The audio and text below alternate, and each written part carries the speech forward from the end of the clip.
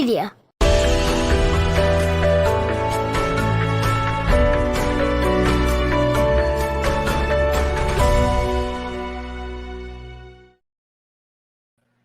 Hello, everybody, and welcome to another episode of the Kansas Missing and Unsolved podcast. I'm your host, Ricky Chabruggy, and joining me again tonight from the Arizona areas, Derek. How's it going down there in the zona?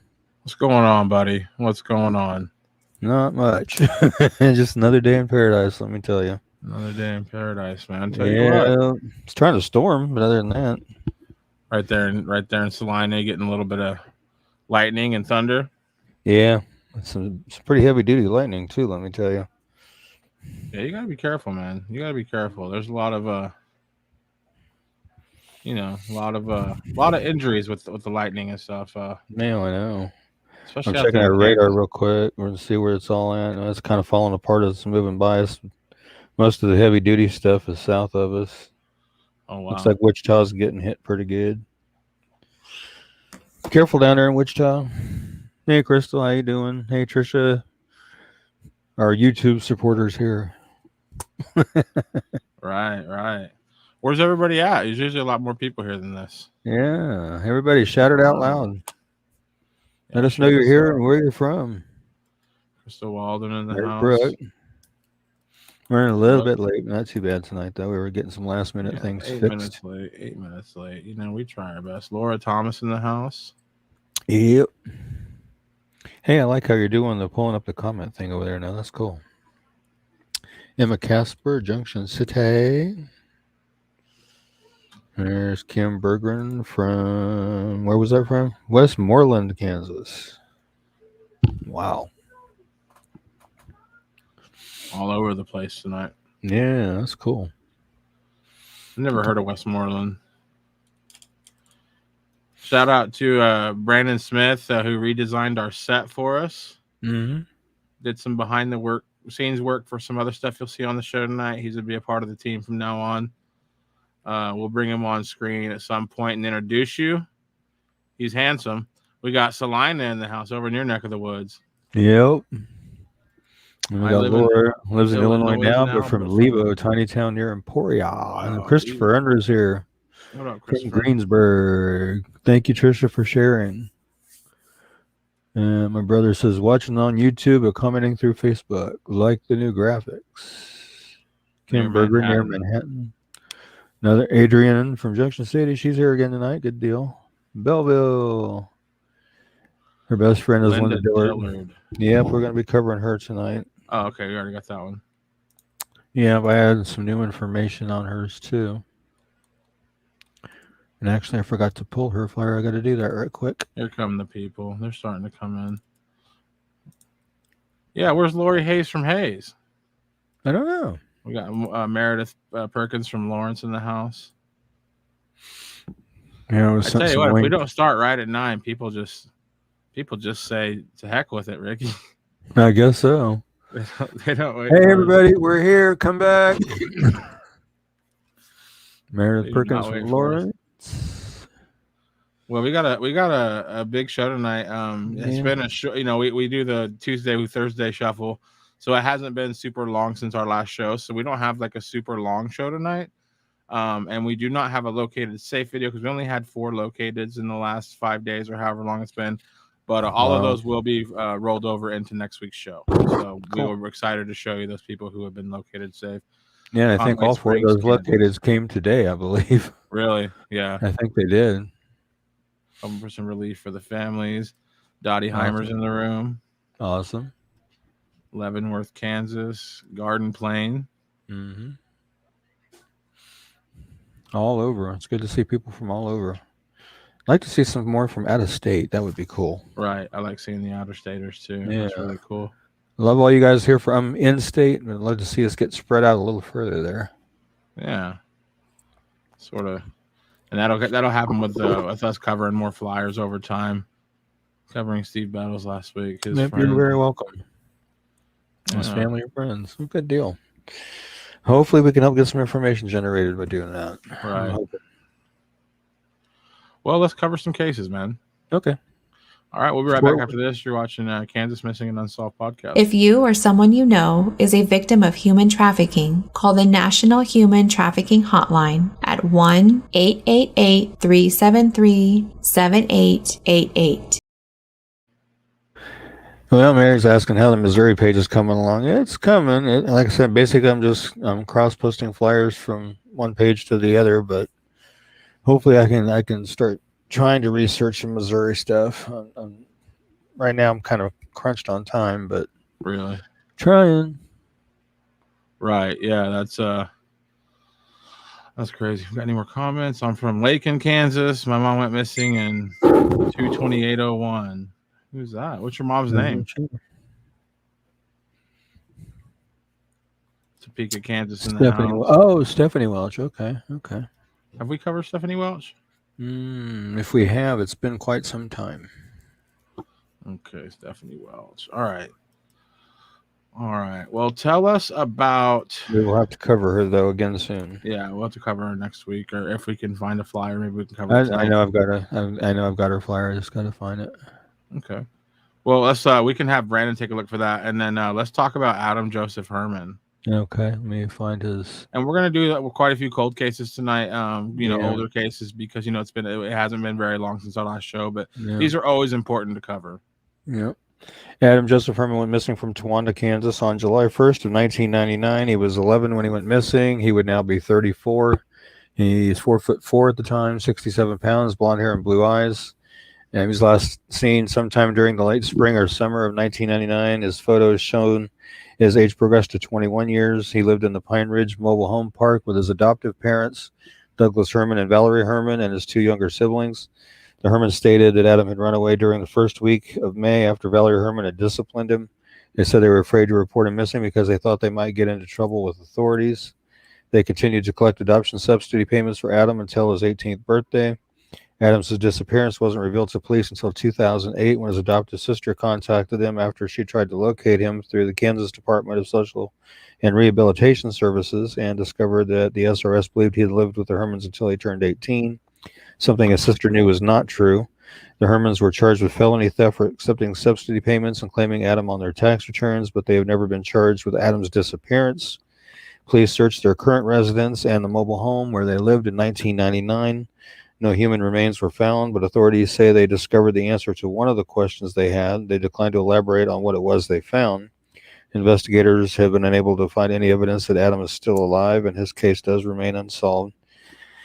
And if you have any information regarding Adam's disappearance, of his whereabouts, please call the Wichita, Kansas Police Department at 316-268-4220 or National Center for Missing and Exploited Children at 1-800-843-5678 or the KBI at 785-296-4017.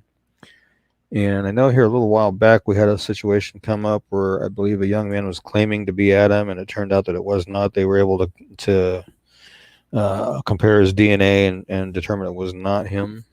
So what a monster! Who does that? Who picks who goes to missing people sites and finds some kid that's missing and says, "I'm him. I look close enough. I'm him." Well, this whole thing stinks. Why was anytime adults that are responsible for a child that's 11 years old don't report that he's missing and still collect the money? That's sketchy. Yeah. I don't care who you are. That's sketchy. Hello from Garden City. Alexander Perez, Ulysses, Kansas, had a birthday on the 7th, but nothing has been done. Trying to find an investigator to help us, but no one says anything. Irene, it's good to see you. I haven't seen you in a little while. I know. Irene, I am going to reach out to you tonight after the show. This is Derek talking. I know some people that may be able to help you out, but I will be reaching out to you tonight after the show. But yeah, I mean, how do you have an 11-year-old go missing and just not mention it? Don't say anything. And continue to collect all that money too. And claim him on taxes and that kind of thing. This is producer of the show, Brandon Smith. He is our behind the scenes person. If anybody has any questions or comments, or if you want to appear on the show, if you're a family member of one of the people we feature tonight, contact Brandon Smith and we can get you on the screen tonight and tell your story. Let me see. We got Onaga. Call it sketchy. call it foul. The whole thing just totally stinks. I agree. I mean, considering there was money, that like how, I mean, that's sad. This kid, whoever was responsible for him, whatever adults were responsible, for him, thought that a monthly paycheck was worth more than finding him. Yeah. Irene says, sounds good. Hey, Amy, how you doing? Have you checked into the Dana Bruce case from Sedalia, Missouri? She went missing in October 2004. We will look into that. Yeah, I will definitely look into that. We're going to get that going. Let me see. What's up, Alicia? Hello. I haven't seen her. She's bad. We got Amy Burgett in the house. Amy Wilson. That's a good Wondering question. why school didn't do anything. Exactly. Yeah. Like how does an 11-year-old kid go missing? How was he And never nobody reported? knows? How was he never reported absent all those times and stuff like that's that? just I don't get it. crazy. Kelly's here. Yeah. Kelly, don't worry. We were late too, so we forgive you because we were about 9 minutes late to the show too. Yeah. The Foster family kept getting the money. It's just, yeah, exactly. Yeah. The Foster family. Yeah. This kid was let down by all adults around him for his whole life, it seems like. Yeah. And we got Alicia here tonight. Andrea says she agrees. By the way, everybody, give some love in the chat to Brandon Smith, who has been helping us. We're going to keep working on the show, working some kinks out, but these flyers were made up by Brandon Smith. He utilizes all the information from Ricky's flyer and just makes it to where it's more Ricky's flyers are hard for me to fit them on the screen where you can see everything. So we just decided to take all the best parts of Ricky's flyers and make them into a one that's perfect for the podcast. So shout out to Brandon Smith for they look really cool. Yeah, they're going to get even better. They're going to get even better. Gross foster families aren't always good. Sucks. There we go. All the thanks for Brandon are coming in. There you go. All right. So, yeah, if you know anything about Adam Joseph Herman, Towanda, Kansas area, it's been way far too long. Please contact the KBI as soon as possible. And that number's right there at the top of the screen for you. There's another thank you for Brandon. Oh, sweet. And a great job for Brandon. And another great job for Brandon. Yeah, they look slick. It looks a lot better than what I was doing. Let's talk about Daryl Kurtz. Alrighty. Way up there. Okay, he's missing from Lawrence, Kansas on September 12th of 2021. He's 17. He's 5'6", weighs 150, brown hair and brown eyes. Yeah, it's believed he may still be in the local Lawrence area or he may be in the Wichita, Kansas area. Now, if you have any information regarding Daryl's disappearance, you know of his whereabouts, please call the Douglas County, Kansas Sheriff's Office at 785-841-0007 or the KBI at 785-296-4017. See if we can't get some information generated on Daryl and get him back to where he needs to be. And yes, we have done a flyer for him in the past. When I pulled this flyer down, I was like, Daryl, stay still. It's like we've seen you way too many times, Daryl. Yeah. He is on the loose. This is the second time I've seen him, I think. But yeah, he needs to call somebody.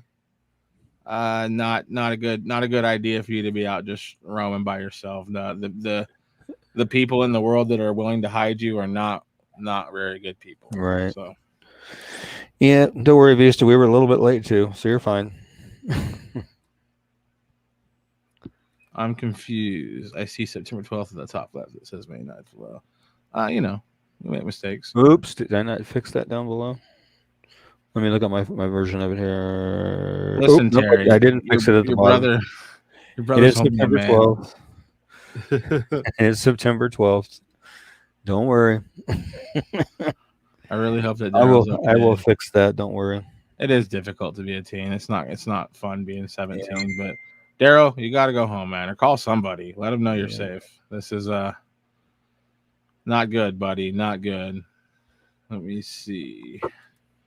We got a big comment here. It says Dale Yarbrough last seen September 15th, 1999 in his residence in Palmyra, Missouri. He was wearing blue jeans, hiking boots, and a yellow Congo t-shirt.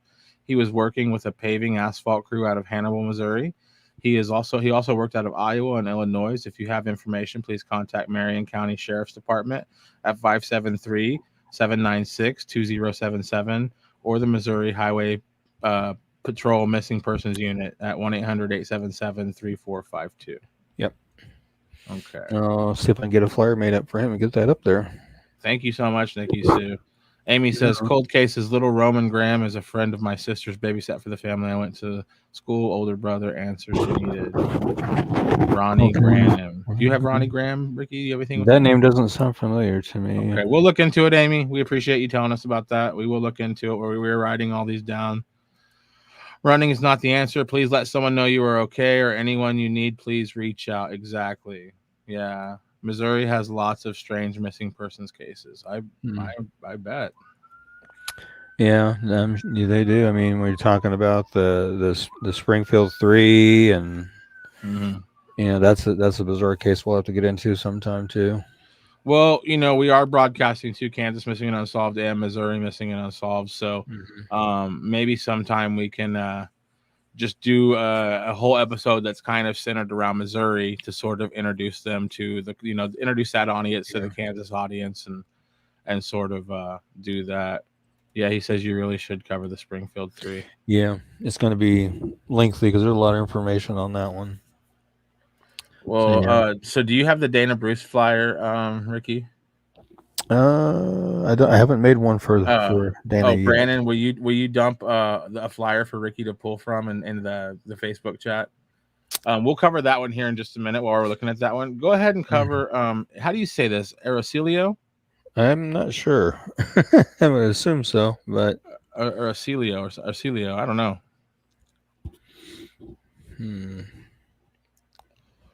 I'm looking for his flyer. Here it is. This one's very recent.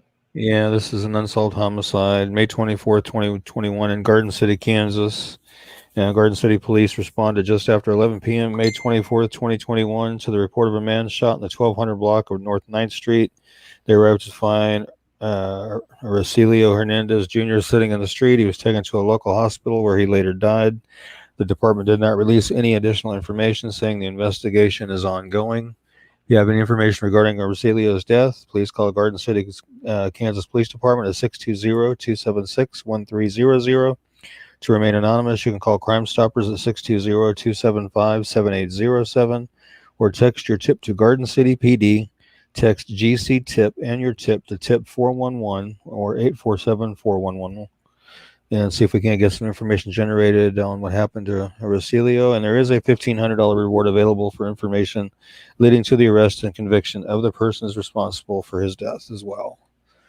So hopefully we can help out with that. I love that town. That town. It's a town. I love Garden City. I spent probably 10 or 11 years of my adult life living there. But it has been a rough city for the past year and a half, 2 years. There's been some crazy homicides.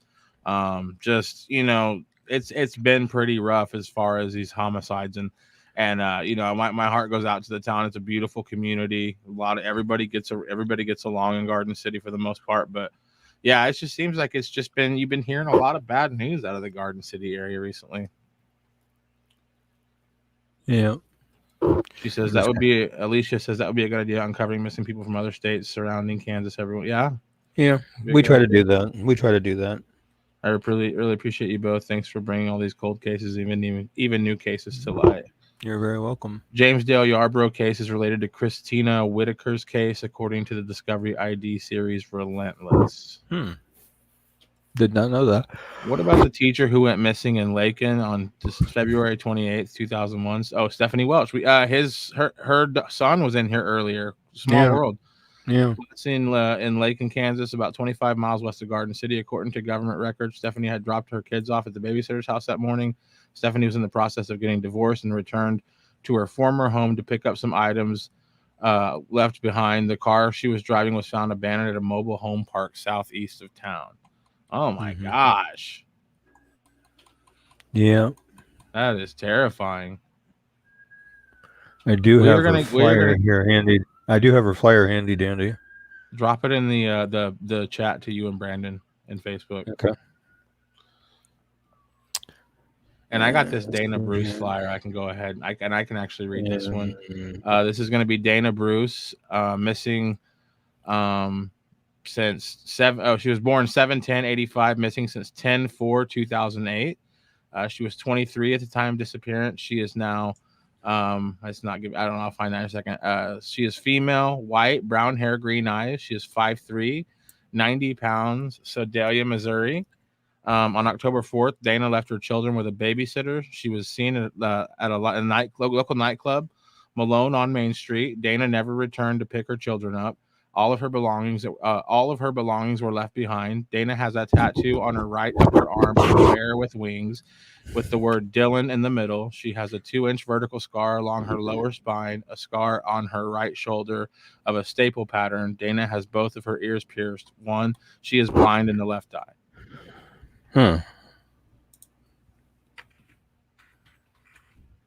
You can kind of tell her eye has a little something, an issue with it in the picture, I guess. You know, I can barely see out of my left eye. My left eye is bad, Ricky. I went to the doctor about 6 months ago. Oh yeah, they're worried about me because of my diabetes. Like, my left eye is real bad. Anyway. If anybody has any information about this cold case, 2008, long time ago, Dana's been missing. Amy says husband, probably. I mean, anytime you hear about somebody, I don't know, anytime some girl goes missing, and it's just like the details come out and it's like, oh, she was in a custody battle or she was in the middle of a divorce. I'm just like, okay, like that's sketchy. Like, I don't know. Yeah, definitely.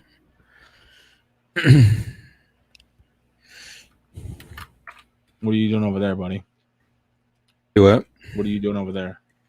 I am making a little bit of an update to Stephanie's flyer on some information here. Is what I'm doing. Oh, okay. So that's sad. I fear so many of these missing folks are being human trafficked. So sick. That is correct. Yeah, that is a sad deal. Ellen Dotson, she was not married. Especially the young ones. Yeah. Gabby Petito, didn't we talk about her story? What's the name again? Gabby Petito. Name sounds kind of familiar. Yeah, the last name sounds familiar, but I'm not sure. I don't remember. Let me see.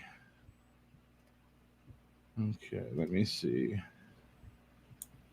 And I'm going to go ahead and put Dana's flyer back on the screen while Ricky's making a flyer real quick. I'm just adding a little bit to it here, and I'm going to resend it to Brandon because the one that I sent him, for some odd reason, I didn't have her height, Stephanie's height and weight. I don't know why. Human trafficking needs to be stopped. Such a horrible thing. Yeah.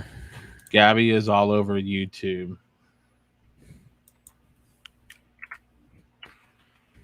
It's a new one.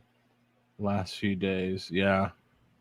Let me just 2 shakes here and scary stuff, folks. And then, this is 2008. Like, that's tragic. She drops her kids off at a babysitter and then never picks them up. Like, imagine like the emotional scars those kids feel. Like, as kids, it's every kid's nightmare. Your parents take you to a babysitter and they're like, I'll be back. And you're like, you promise? And they're like, yeah. And then to never have that. That's awful. Go ahead, Brandon. I went in to resent you Stephanie's, and I added her height and weight. I don't know why I didn't have it on there, but I just added it. So, all right. Well, Ricky, let's go ahead and talk about Isabel. Okay. Oh wait, wasn't she located? No, I told you she was located. She'd been located. She was located. Yeah. Okay, I forgot to tell Brandon that. My bad. Let's talk about Linda Dillard. Okay. Linda, of course, went missing from Table Rock, Nebraska on June 16, 2021. She's 55, 5 foot tall, weighs 130 pounds, had brown hair, possibly dyed blonde, or possibly wearing a white and purple wig and blue eyes. She went missing on June 16, 2021, about 3:30 in the morning. She sometimes walked with a cane and has a medical condition that makes it difficult for her to walk long distances. She was last believed to be on foot and is missing under suspicious circumstances. She does have ties to Hiawatha, Kansas area. Again, she's 55 years old. She is 5 foot tall, weighs 130 pounds, brown hair that may possibly be dyed blonde, or possibly wearing a white and purple wig and blue eyes. She was believed to be wearing a white tank top, jean shorts, and brown sandal boots. As part of the investigation, Nebraska State Police have recovered those clothes and has learned that Linda was last seen wearing a different outfit. They now believe she was wearing a black t-shirt, black DKNY boxer brief shorts, and brown Birkenstock-type sandals. If you have any information regarding Linda's disappearance or you know of her whereabouts, please call the Richardson County, Nebraska Sheriff's Office at 402-245-2479 or the Pawnee County, Nebraska Sheriff's Office at 402-852-2969 or by calling Crime Stoppers at 800-422-1494 or go to the Nebraska Crime Stoppers website or the P3 Tips mobile app and see if we can help find Linda, and hopefully she's safe wherever she's at. Yes, and she does also have multiple tattoos. You can kind of see them in the photos. There's one of them across her collarbone, and I would add that to her flyer if I can get a good description of what her tattoos are. Right. But so far, I haven't seen anything as far as tattoo descriptions or anything. But yes, she does have multiple tattoos. You're correct, Amy. Since Linda vanished, I've been watching these cases a lot closer. Yeah, I bet. What is scary is when you see one that is pregnant, two of them that is 2 for 1. My daughter is expecting, and she don't go to Walmart without her husband or me or her dad, and she is 24. We live in a small town. Wow. Yeah. Yeah. She said the one on the collarbone says Heaven's Gate. Oh, wow. Or Heaven's Door, she said.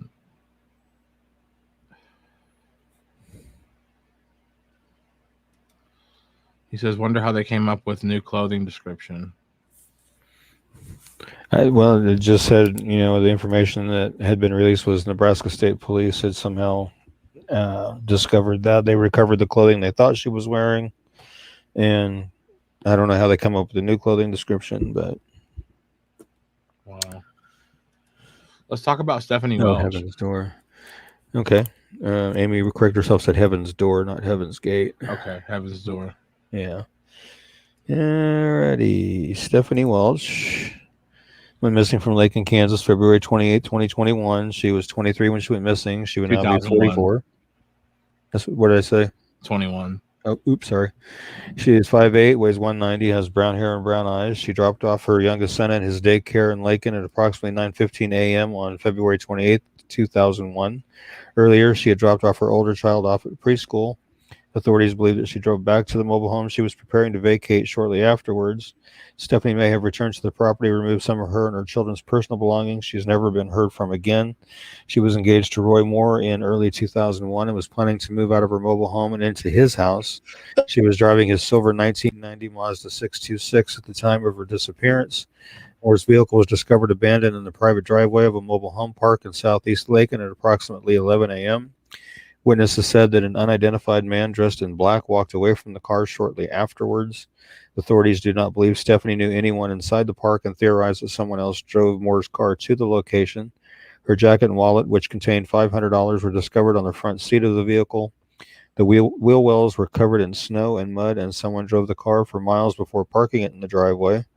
Moore picked up Stephanie's son from daycare after she failed to return by 6 p.m. He learned that his vehicle had been abandoned earlier in the day after reporting Stephanie's disappearance later during the evening.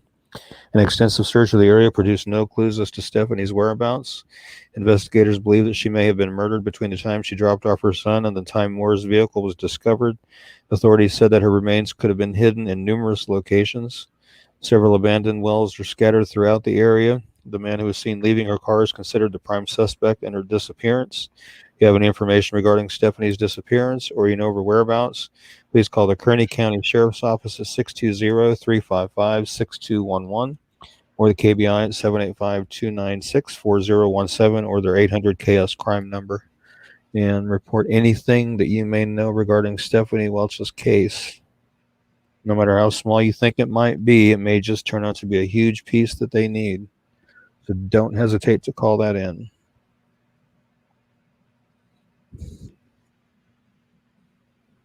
Yeah, I'm assuming she's referring to Linda's case here. It's not making sense to me or some of her family.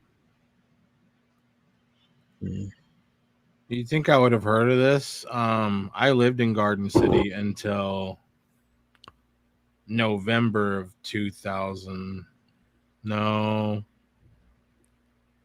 that's not right. I didn't live. I don't know. I don't think I was there, but no, I was right around the time I moved to Garden City. I don't think I've ever heard of Stephanie Welch's case. That's crazy. Yeah. Yep. Pray people's lives and justice. Whole world has good and corrupt people. God needs you in the worst worldly way. I pray all cases get answers and anyone missing or runaways come back safe. Amen. I agree with that. Yep. And Echo Lloyd. Yep. She's still missing from Missouri as well. We've covered her before. That's an interesting case in itself. Right. Let's talk about Mackenzie. We've covered her several times in this last several months. Yeah. And where's her flyer amongst my long list here? Probably forgot to pull it. Let me go pull it. You're good. You're good. Oh my goodness. No problem at all. No problem. Yeah, because I did make that. I can't remember if we covered it since I made that one update or not. But we will cover it. Here it is right here. Mackenzie Goodall. Of course, she is missing from Wichita, Kansas since July 30th of 2021. She's 13. She's 5'5", weighs between 155 and 165, has black hair and brown eyes. It is believed that she may be either in the Kansas City, Kansas area, Kansas City, Missouri, or Drexel, Missouri areas. If you have any information regarding Mackenzie's disappearance or you know of her whereabouts, please call the Wichita, Kansas Police Department at 316-660-9456 or 316-660-9478 or 316-263-6011 or the KBI at 785-296-4017 and see if we can't get information generated on her and where she's at so she can get back to a safe place where she needs to be. And she's been missing quite a little while now. Yeah. Yep.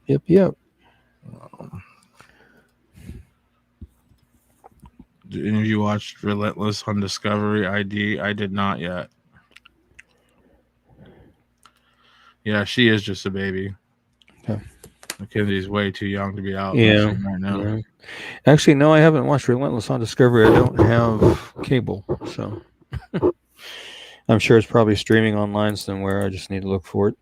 Melissa Perez for Melissa's. Did you ever send Brandon Alex Perez's flyer? I don't think I did, but I can sure do her. Hang on. Yeah. We'll get that sent over to Brandon real quick. We can make an Alexander Perez flyer. She said it's the story of Christina Whitaker missing from Hannibal, Missouri. I feel like I've heard of that. There we go, Brandon. You got Alex's flyer in the chat now. And we got Relentless on Discovery ID. That I have. I'll have to look back. I have that on my phone. So I'm looking for my sister. Her name is Charlotte Davis in the Wichita area. I've not seen her, spoke to her in a very long time. This is a friend of mine from high school, Sandra. Send me. Well, actually, Sandra.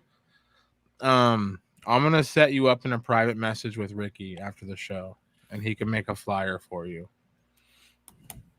I know Charlotte. I sure can. I'll get with you in the chat after the show and talk to you about it. Yeah. Sorry to hear she's missing. Yeah, I know definitely. Charlotte. It's a little close to home.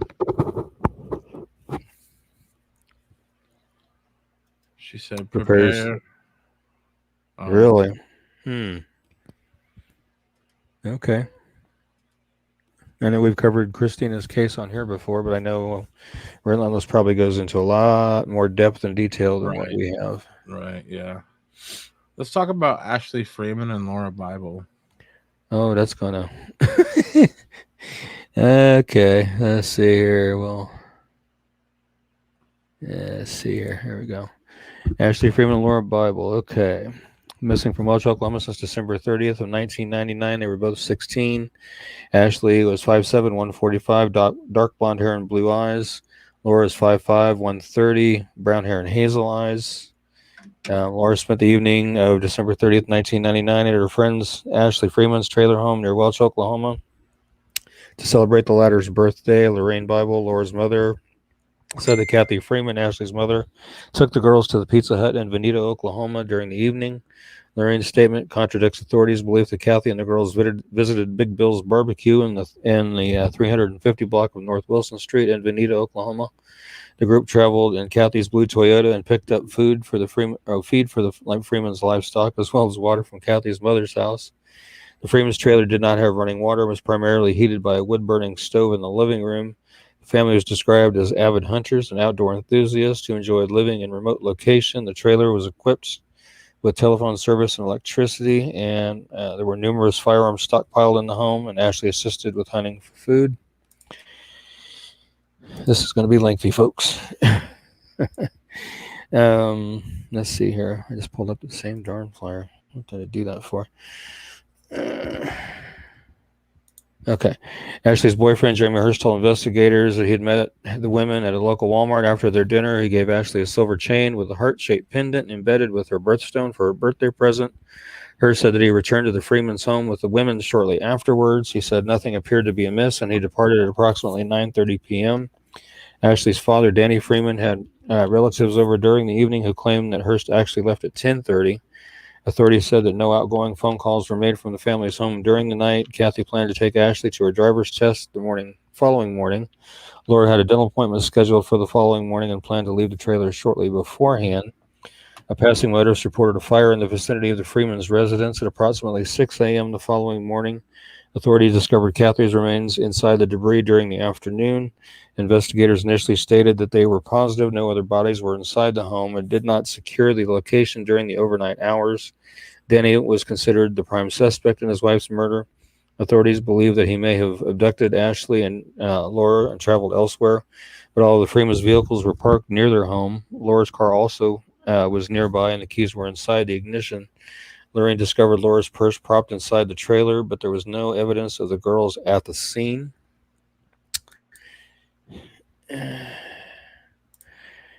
Jay Bible, Laura's father, discovered Danny's body in the bedroom of the mobile home during the following morning. The Bibles returned to the trailer in an attempt to gather more evidence as to their daughter's whereabouts.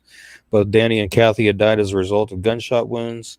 Danny's body was partially covered by debris inside the bedroom, explaining why his remains were overlooked. The medical examiner determined that Danny's right collarbone had been fractured prior to the entrance of the fatal wound. The coroner determined that Kathy died at approximately 5 a.m. Investigators believe that the fire was intentionally set in an attempt to destroy evidence of the crimes. An extensive search for the girls produced no evidence as to their whereabouts. Lorraine told reporters that Ashley had been saving her money to purchase a used vehicle in December of 1999. Lorraine said that she believed Ashley had accumulated $1,200 in her savings account. Hurst said that Ashley had actually claimed to have saved between $3,000 and $4,000 for the car. She was employed at part-time at Roscoe's, a convenience store in Welch. Hurst said that Ashley did not have a bank account. She kept her money sealed in a Tupperware container in the family's freezer. Authorities were unable to locate any evidence of the cash after the fire. Lorraine stated that Ashley and Danny had been arguing earlier in the month regarding the vehicle. She claimed that Ashley wanted to purchase a different car than Danny had desired, and Danny reportedly had a violent temper and had been charged with abusing his son Shane in 1998. He was acquitted of the charges in 1999. Danny consistently protested the allegations. Oklahoma law enforcement officer David Hayes shot and killed the Freeman's son Shane in 1998. Hayes was on duty at the time of the incident. Shane was on a country road and in possession of a stolen vehicle at the time. Hayes encountered him. The car apparently had broken down. Shane allegedly reached behind his back and pulled a gun, prompting Hayes to fire at him. The incident was investigated, and Hayes' actions were found to be justified. Hayes and his brother, who was also a law enforcement officer, said they both took polygraph exams after the girls' 1999 disappearances. Neither of them were considered suspects in the investigations. Hayes and his brother have not participated in the active cases. Several of Danny's relatives believe that local law enforcement was behind the murders and the girls' disappearances, but no evidence has been located to support the theory. Freeman family members also believe that Shane was attempting to flee the scene at the time of his death and claim that his autopsy report contradicts the official verdict. There was speculation that Ashley and Laura were involved in the Freeman's murders after the searches failed to produce evidence as to their whereabouts. Investigators stated there was nothing in either girl's background to suggest they could be capable of such brutal acts. Authorities disclosed that there were rumors Ashley had been sexually abused, but they were unable to confirm the theories. She was a member of the National Honor Society, and Laura was regarded as an excellent student. Ashley was a member of the Welch High School basketball team, although she was unable to participate in the 1999 season as a result of an ankle injury. Laura was a cheerleader and planned to become a cosmetologist after high school graduation. Both girls were viewed as being well-behaved teenagers in 1999.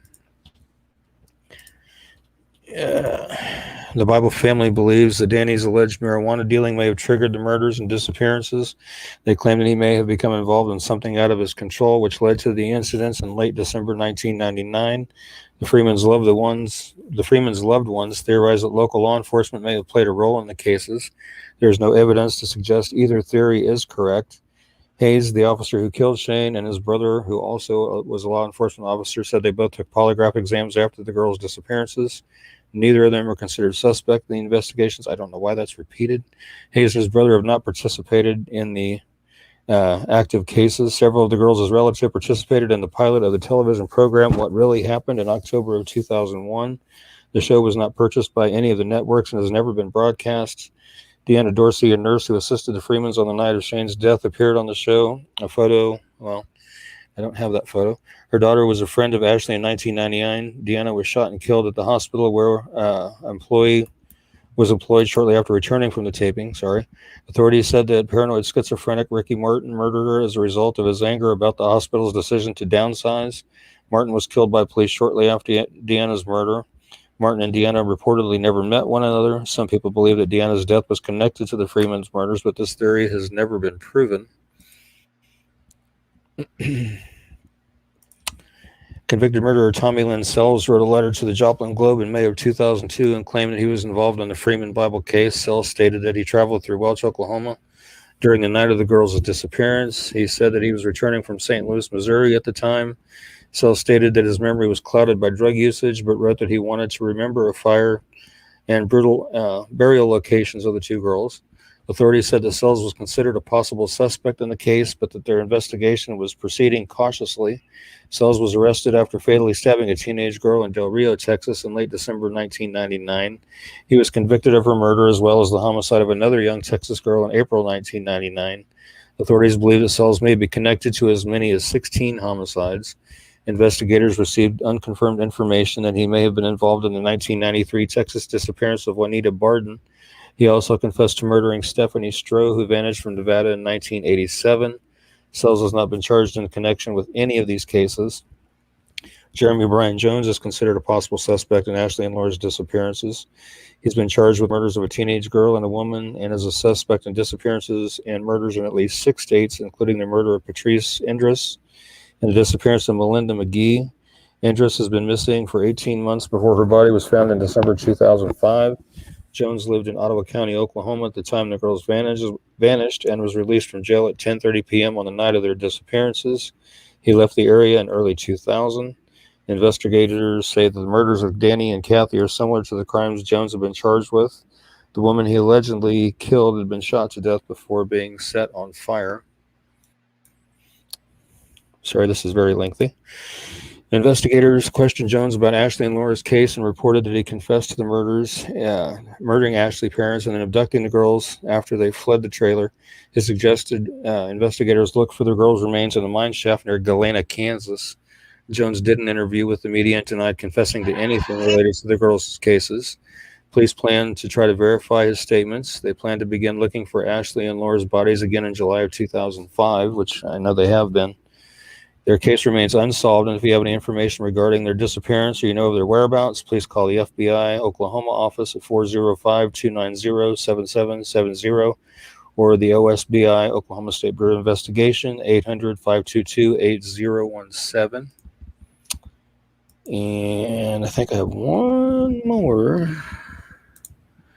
Oklahoma State. This was an update from November 4th, 2010, and I have another update from last year. The one from November 4th, 2010, OSBI released information about 2 vehicles that were seen in the area where 2 Craig County teenagers vanished. A small dark 4-door sedan was seen traveling from the area of a burned mobile home owned by Danny and Kathy Freeman, whose bodies were found in the ashes. OSBI spokeswoman Jessica Brown said the car was seen traveling east toward Welch between 5:30 and 6 a.m. December 30th, 1999, Brown said. Laura Bible and Ashley Freeman, who had been best friends since they were toddlers, disappeared that bitterly cold day. They had spent the night at the Freeman's mobile home to celebrate Ashley's 16th birthday. Brown said their authorities received the lead on either the second or third day of the investigation. They were just now making it public after a second credible lead. The second lead involves a dark, heavy-duty truck that was seen heading north on Chautauqua, Kansas, around the same time. And then we jump ahead to November of last year. A gentleman named Ronnie Busick, he pled guilty in August to a reduced charge of accessory to murder and was sentenced to 10 years for his involvement in the killings of Danny and Kathy Freeman and the disappearance and presumed deaths of their 16-year-old daughter Ashley and best friend Laura. Busick told authorities of his two now deceased associates, Warren Philip Welch II and Dave Pennington, were the masterminds behind the bloodbath that left Freeman mobile home Welch in ashes on December 30th, 1999, and the kidnapping, torture, rape, and eventually death of the teenagers. Since his conviction, Gary Stansel, District 12 District Attorney's investigator, has visited Busick almost daily trying to jog his memory for a clue on the whereabouts of Laura and Ashley. During his interviews with Busick, the convicted felon attributes details to what Pennington said and uses words like maybe, likely, could have when giving information, he said. Busick admitted to being at the Freeman home that night, but said that he had nothing to do with the shootings or the kidnapping. He just stayed in the vehicle. He said he also failed a polygraph test where he said Freeman property that night, Stansel said. Busick says the only reason he knows bits and pieces of what happened is because he overheard Welch and Pennington's conversations. I hate that when the screen jumps. When they were cooking meth, Stansel said, although Ashley and Laura remains are still missing, what is emerging are details of what happened that night. They went to the Freeman home to collect a drug debt, Stansel said of Welch, Pennington, and Busick. Freeman was well known to cultivate and sell high-grade marijuana product, he said. The men arrived at the rural Welch farm in Pennington's truck around 10 or 11 p.m. on December 29th, 1999. Welch was carrying a loaded shotgun under his trench coat, Stansel said, relaying his conversation with Busick. Freeman, was expecting him, Stansel said. He knew they were coming over. The next turn of events remained buried with Welch, Pennington, Danny, Freeman. For reasons only known to those 3 men, a possible dispute ensued as Danny went for his gun. Welch fatally shot him in the head. Then Welch went into the master bedroom and pushed Kathy Freeman down on the bed and shot her in the head, Busick told Stansel. Busick said he learned Welch dragged Danny Freeman's body to the master bedroom and left his body near the couple's waterbed, he said. Autopsy reports show Danny and Kathy Freeman were both fatally shot in the head, and Kathy's body was found lying face down on the couple's waterbed. When the shooting started, Laura and Ashley ran out the back door, which was next to Ashley's bedroom, and hid in a field. Pennington remained in his truck during the shooting, and after the shootings, Pennington and Welch ransacked the house. Pennington and Welch dumped the gasoline around a wood-burning stove in the living room and set the mobile home on fire. Phil was known to carry a gasoline can with him, Stansel said. When Pennington returned to his truck, he was carrying an unknown amount of money and an unknown amount of marijuana that he had gotten the marijuana from a trash can in the Freeman master bedroom. After the home was set ablaze, the girls fled the open field and tried to escape before they were corralled, captured, and kidnapped, he said. One went one way, the other went the other way, Stansel said, describing how the frantic and terrified girls ran trying to escape their abusers. Welch and Pennington were overheard calling the victims too little, I won't say the word, several years after the crime, according to the arrest affidavit filed in April 2018. Witnesses also said the men said that if they would have taken off running, they would still be alive. After the girls were captured, they were tied up with a rope Pennington and Welch had taken from Danny and Kathy's bedroom, and socks were stuffed into their mouths. Busick said they came back to the farm to check on the fire. I believe when they returned to the scene, it was dark-colored sedan. This is when the insurance card fell out of the vehicle. Danny's remains were found the next day beside the waterbed by Laura Bible's parents, Jay and Lorraine Bible. The Bible family had been searching through the debris and rubble when they stumbled onto Danny's body, guarded by his pet Rottweiler. Court documents showed the teens were taken to a mobile home in Pitcher where they were bound, tortured, raped, and killed, and their bodies were thrown in a mine pit. Stansel believed the girls were alive for 2 weeks. Finding the girls has always been the top concern of Stansel and Tammy Ferrari of the Oklahoma State Bureau of Investigation, but there is more of a sense of urgency now after learning of Lorraine Bible's deteriorating health.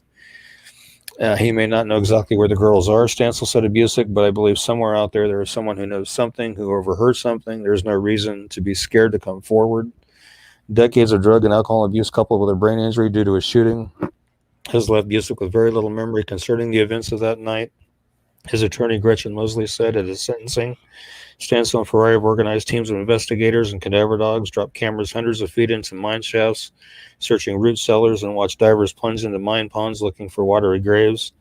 A search of below-ground structures on the west side of Pitcher, where Welch lived in 2000, is where investigators plan to search next.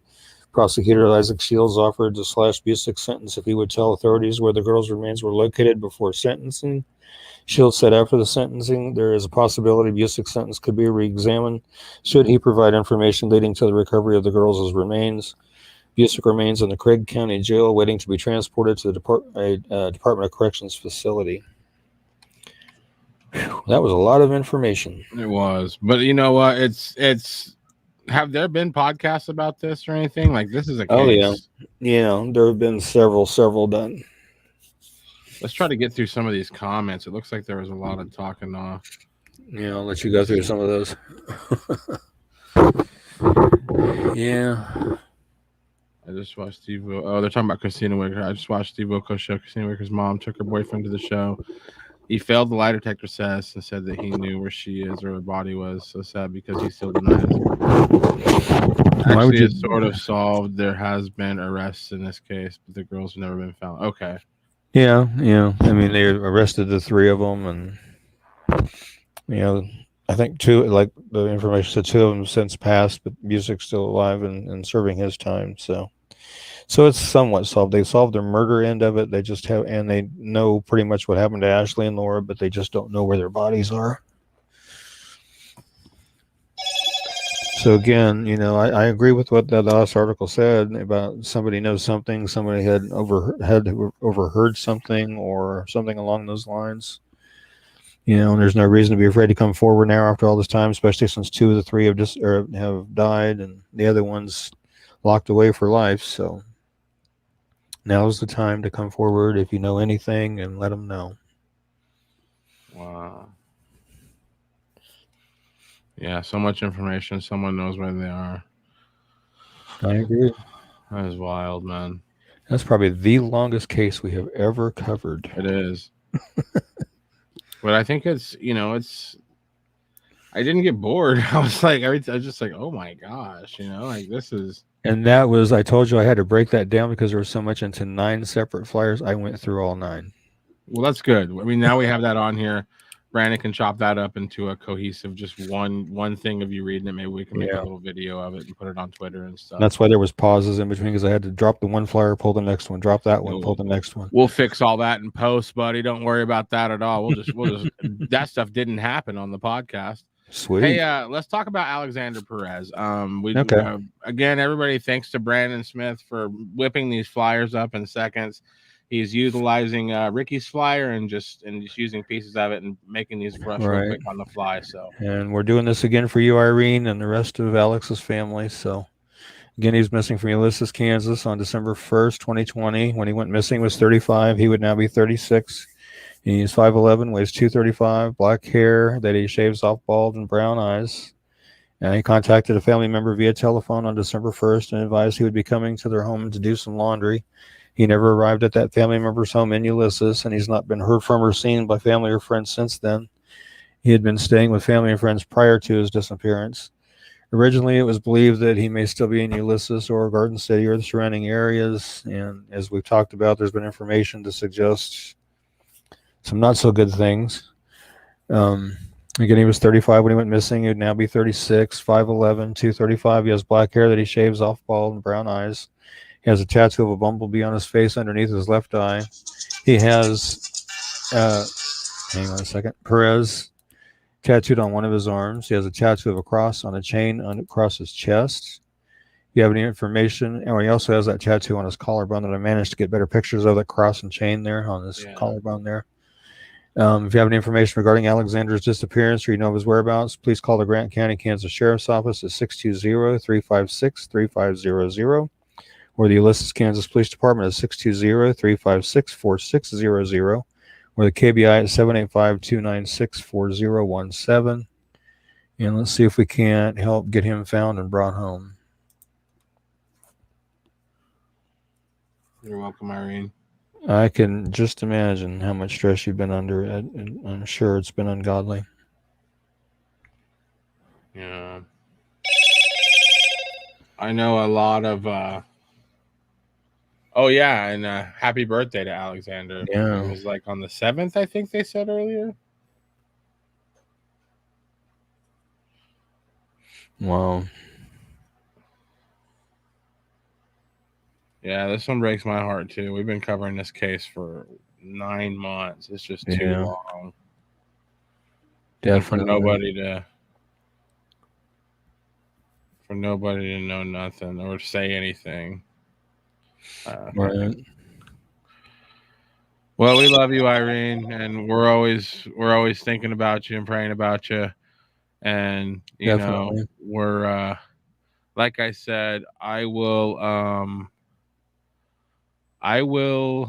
get a hold of you and see if I can give you some direction on who maybe could help you out. I don't know if I can, but I know a lot of people that are interested in this kind of stuff. So right. Yeah, thank you, Brandon, for getting those tattoo pictures over there on that far right side. I was actually messaged those. They were found in another missing persons group, and she sent them to me, so I was able to add those to the flyer. So, and this is a case that's getting a lot of traction. A lot of people are talking about Alexander Perez, especially in the Garden City area. I do this show every week, have for over a year. A lot of my dearest friends in Garden City don't even know I do this show, but they mention Alexander to me. Like, you ever heard about Alexander Perez case? I'm like, actually, I do a show every week and we cover it. People are talking about Alexander Perez, so a lot of people are very curious, and just like Andrea says, someone knows something. Yep, someone knows something. I agree. Well, we'll change things up here in just a little bit. Typically, we're looking for people on this show because we want to hug them and kiss them and tell them we miss them. We want to just find where this person is and beat the crap out of them. So, Ricky, tell us about this dirtbag, and be on the lookout for this guy. This is an old case. Yeah, it's a little different. But I mean, this person right here is just disgusting. Go ahead, Ricky. This is unsolved serial rapes that occurred through October 1st, 2000 through July 27, 2015 in both Manhattan and Lawrence, Kansas. They've all been linked through DNA. Authorities think the man began a string of attacks in October of 2000 with attempted rape of a Kansas State student in Manhattan. 2 rapes in the same block followed in 2001, 2002. The first rape was reported in Lawrence was reported in 2004. Timeline in 2000 Manhattan, October 2nd, 2200 block of College Avenue was an attempted rape.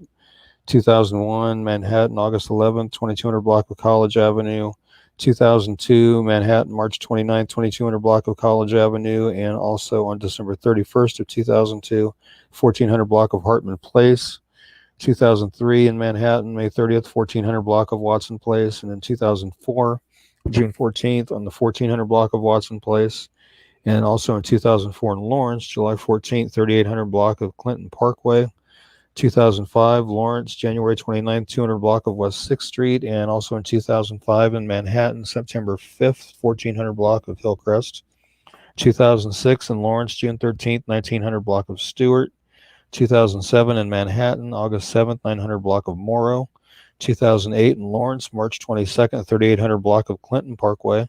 Also 2008 Lawrence, December 1st, 2700 block of Grand Circle. 2009, authorities in Manhattan, Lawrence asked Kansas Attorney General's office for help coordinating their investigations. In March, the Attorney General's office reveals that the cases share similarities and that the public should be told of the threat. 2015, Manhattan, July 27th, 1400 block of Watson Place, another attempted rape. 2017, on July 27th, 2 years after the last reported case in Manhattan, authorities announced that this is linked. It is linked to 13 cases from 2000 to 2008. And we get there's a second flyer here. Additional information about the cases provided in past media accounts that sometimes he uses a gun or a knife in the attacks. At least the first 5 crimes in Manhattan occurred in second-floor apartments. Victims' ages ranged from late teens to early 20s. Some victims were college students. The first 3 crimes occurred in the same apartment complex in Manhattan. All crimes occurred during some kind of college break. All of the crimes except for one occurred between the hours of 2 in the morning and 5 in the morning. One incident involved 2 victims. In at least one case, the victim was blindfolded during the attack. Investigators have not said whether they have recovered DNA or other forensic evidence. Suspect description, white male. Height is estimated to between 5'9", 6 foot. 25 to 40 years old, slim build. Usually armed with a weapon and wears some sort of garment to hide his face. Suspect is possibly conducting some sort of surveillance before each attack. If you have any information regarding these crimes, please call the Lawrence, Kansas Police Department Investigations Division at 785-843-8477 or the Douglas County, Kansas Crime Stoppers at 785-843-8477, well, same number, or the Riley County, Kansas Police Department at 785-537-2112 or Riley County, Kansas Crime Stoppers 785-539-7777. And there's a couple of composites there of what he looks like. If I look like that, I'd cover my face too, man. I mean, well, the thing of it is, the face is pretty generally the shape pretty similar in both, but the hairstyle seems to be a little different. The one on the left is parted heavily on the right. The other one's more just kind of there. But you also got to take into consideration how many years are between those. Like, yeah, you know, if you were to look at, if you'd have put a picture of me up in like sophomore year of high school now, I had like dookie braids when I was in high school, we would be like, this isn't the same person at all. So like, I can see, because this guy's, had a reign of terror for 15 years. Yeah. So I think you're seeing like a young version of him on the left, and on the right, I think we're seeing a more adult version of him. That could be. It says, so if the last known case was 2015, did he just stop? Was he incarcerated, or has he moved on to a different location, or is he possibly even deceased? He could be deceased. You never know. I how many total victims are you thinking? Yeah, let's see here. Let's see. They listed here on the flyer 1, 2, 3, 4, 5, 6, 7, 8, 9, 10, 11, 12, 13 victims total. Well, 12 because one of them was twice done, or one victim, 2 crimes. So at least a dozen. So, well, 12. Well, actually 13 because there was I missed this one in here. So 13 roughly, yeah. Oh my God, Manhattan is so close to me. It's scary that guy is still out there and could be anywhere. Yeah. That was super close to us, only 20 minutes away. Holy crap, and he is still at large. This is absolutely scary. Yeah. It's like Dennis Rader, just hiding in public. And that's the thing. You know what, though? I'll say this, man. I've been watching, Ricky, I'm going to get on a soapbox real quick. Uh-oh. I've been watching far too many documentaries about people that are like, yep, I was being molested and none of the adults in my life stopped it. People, if you know somebody who's weird, and I don't care if they're your family, I don't care if they're your friend. If you know somebody who could potentially be hurting children, say something now. Let's stop making these documentaries where people are like, yeah, I always thought something weird was going on. If you think something's weird is going on, turn them in. If this guy's out there and he's giving everybody every signal under the planet that there's something wrong with him and nobody's just talking about it, nobody's saying anything, that's why this happens. I mean, if you have a sketchy feeling about anybody, say something. Oh my gosh, I'm tired of watching documentaries where everybody's like, yeah, I always kind of thought he or she was a weirdo, but never really put 2 and 2 together. I'm like, this is enough. These children are making these documentaries. Like, I watched the Menendez brothers documentary. That is a crazy story. I never knew any of that stuff that happened. I just heard what the tabloid said. 2 kids wanted a bunch of money, so they murdered their parents. And didn't have. And the whole time I've thought of these 2 people as like rotten prison. Nobody cares what you think. But then you find out like that they were like serial raped by their parents. That's like, and I'm sorry to be crude, but like when I heard that, I was like, okay, let them out of prison. Like, let's bring the parents back to life and let them kill them again. Like, that's disgusting. You're gonna do that to your own children. Like, I don't know. So yeah, let this guy on the screen be a lesson. If somebody gives you a creep vibe, check it out. Check it out. Report somebody. If somebody gives you a creep vibe, report them. You might be saving somebody's life. Right. Okay, thank you for letting me get on my soapbox.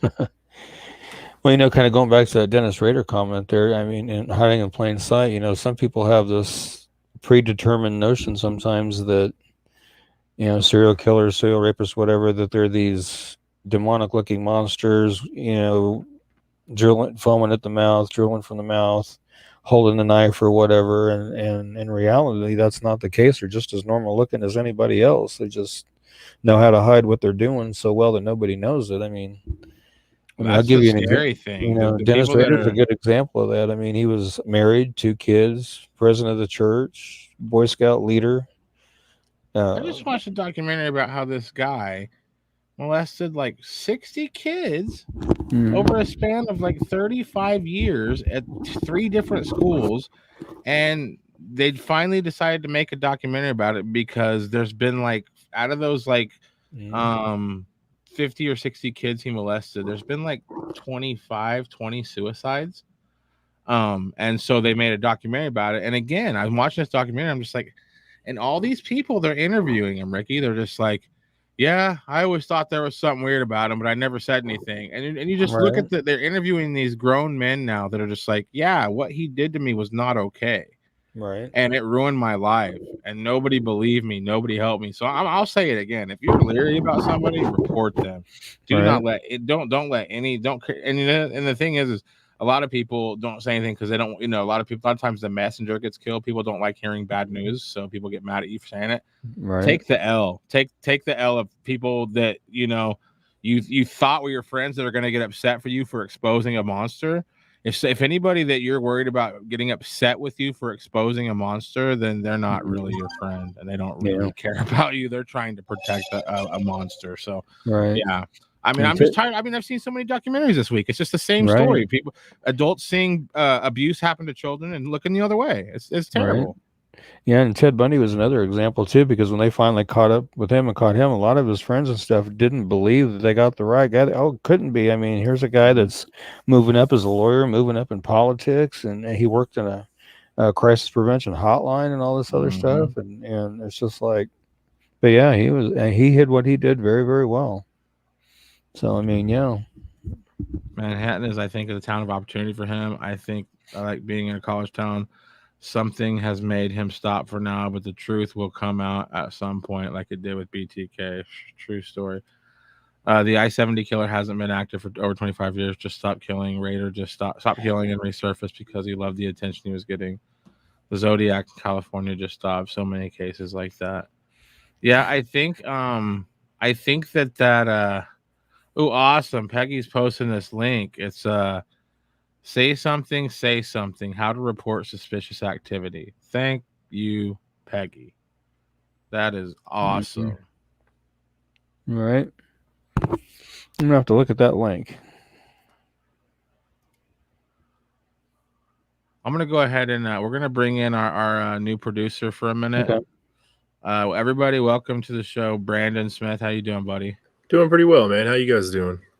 Pretty good. I got to tell you what, you did a fantastic job with these flyers, and you made 4 flyers on the fly tonight. That was really cool.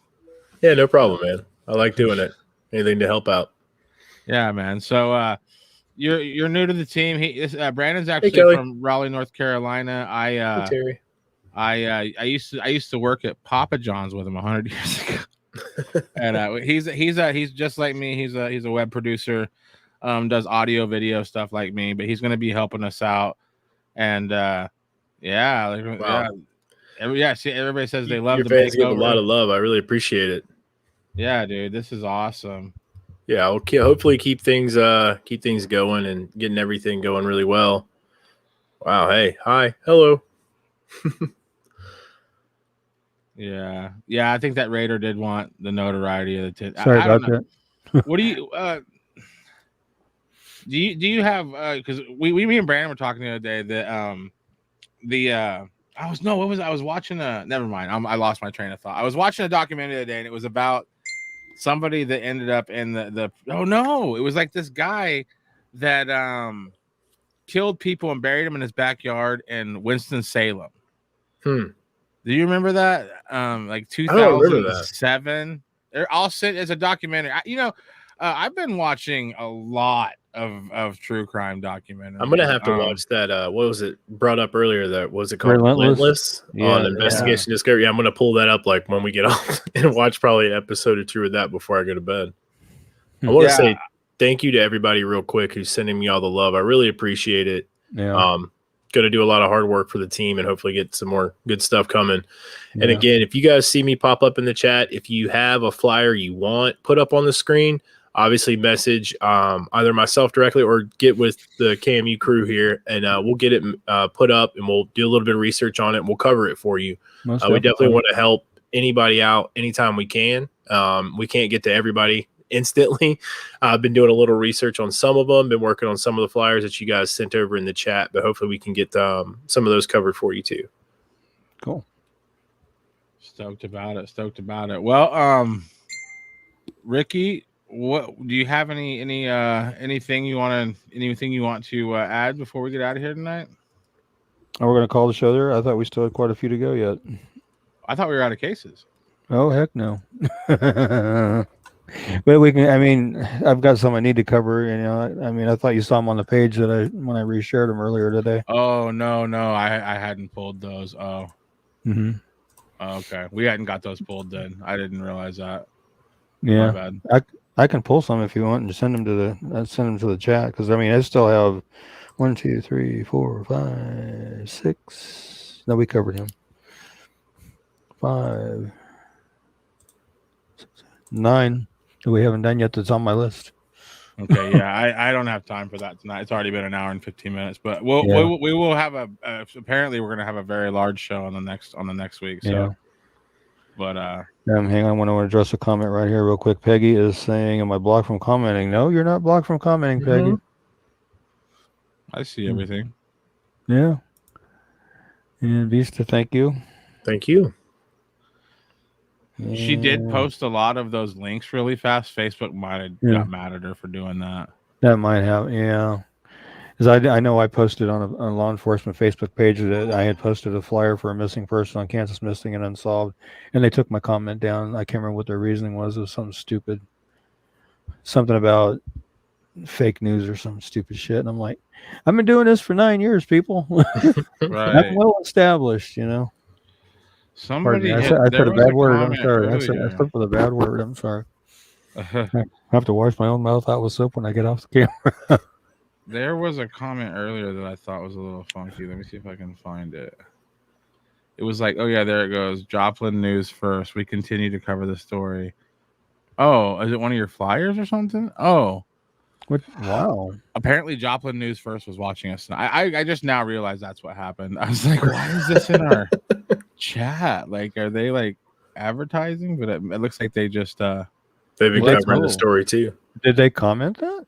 Yeah, that was a comment tonight. Oh, sweet. Okay, thank you, Joplin News First. To go back Thank you for covering our show tonight or being here. That is awesome. I like that.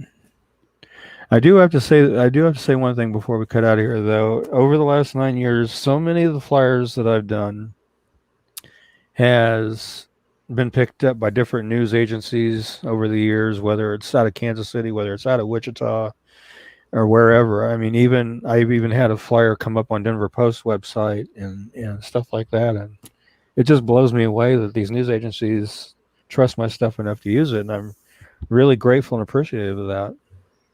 It just blows my mind. I've started scrapbooks with all that stuff, and I've got 3 scrapbooks full of stuff from different websites and newspapers and everything else. It's just I was amazing. telling Brandon, I was like, you can probably just find Ricky's flyers on Google. Just type in like, a KMU flyer.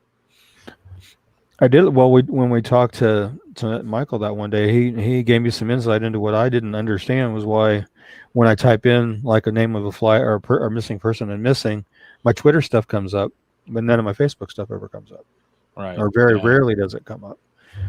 And it has to do with, all that what he was telling us, which I can't remember half of now, but But yeah, so I can always usually find some of my flyers through Twitter more than I can Facebook. So for next week, Alicia wants us to cover the Hassan Rahman Pizza Hut delivery driver. I'm gonna have to write that name down because that's one I'm gonna have trouble remembering. Leave it on screen for a minute, please. Okay. Hassan. And Vista, we do not have a located safe reel tonight. We only had 4 located safes. Yeah. And we made those those people were located today. Okay. All right, I got that written down on my list here. They will be showcased on next week's show. All 4 people that were located safe. Yeah, we planned on covering more cases tonight, but when we got into Laura Bible and Freeman, Bible Freeman case, that was very, very lengthy. What's funny is before we got into that flyer, it was like at 29 minutes, and I was like, "Oh no, we have 2 more cases, and we're gonna have all this dead air." But then Ricky's like, 4 days later, so that's what happened that day. It's just like, yeah. But I really think we'll probably chop that up and make it like an actual, make it like a thing you can put on YouTube, Ricky. Where it's just I think that's tell the story. There's a lot of info in there. We can get that up as a video. I think it'd be like really important. Video would be really cool. Just as a standalone video by itself. Just that. Yeah, just like the story of this. The story of it. Yeah. That'd be cool because I wouldn't mind actually doing that sometime and actually focus on 1, maybe 2 cases where there's a lot of information and just make. I mean, we could even get wild with it, Ricky. We have the video and your audio. We could even get wild and start putting like crime scene photos in it. We can get wild with it. But we do got to get out of here, folks. People are saying it was great info for all of us. Thank you, Vista. Well, welcome Brandon to the team. He's going to be a tremendous help for us, and we're happy to have him. Ricky, do you have any parting words for the audience? Words of wisdom. Just thank everybody for hanging around for as long as you hung around for, and that was. I'm sorry that the Bible Freeman case covered so much time, but it was important. It was important. There's a lot of stuff to cover, and I'm glad we got Alex Perez's case in there again for Irene and the other cases that we were able to cover. I'm sorry we couldn't get to the other ones. We'll make sure those get to the next show and add a few more. But until then, and of course I haven't flipped my calendar yet. You can see it still says August back there. I think somebody made a comment about that when the show first started. Like, Ricky's been busy when his calendar hasn't flipped over. That was my brother. Yeah. That was my brother. Next show will be September 23rd. So mark that on your calendars. But until then, you guys, as always, stay safe. God bless. Take care. We will catch you guys then. Have a good night. Well, I don't think it, I thought it, that's different. I said what I said and I meant it, or lamented. Words given weight without thought, and a person the way that I talk and the way that I ought to be able to pause and to say that the fault can be placed on my arm, to this playful assault, to disgrace in its arm. Pray for the day they could wait for the calm. You can't control the storm, only weather it, whether it's 5 weeks and 5 days of rain sideways, or scorched earth, search for death or water left with all the thorns, with the petals gone. Settle